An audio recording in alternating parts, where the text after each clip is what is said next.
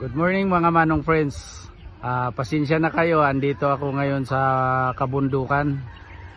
Alam nyo naman si Manong, lahing bukid, sanay sa bukid, kaya nandito ako ngayon. Pero yung bukid may katapat na dagat. Ito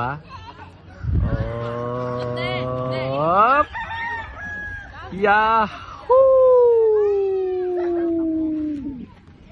Wow! What a beautiful place!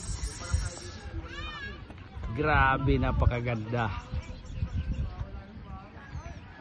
Oh, di ba? Oh, ha? Andito ito sa Mabini, Batangas. So, may pambot pagod. Ano ba yan? Lancha. O barkong maliit. Ayan. At andan dito kami, ayan yung aming service.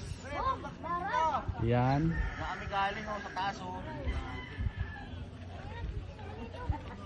Ayan, dalawang kotse at saka yun, 5 motor.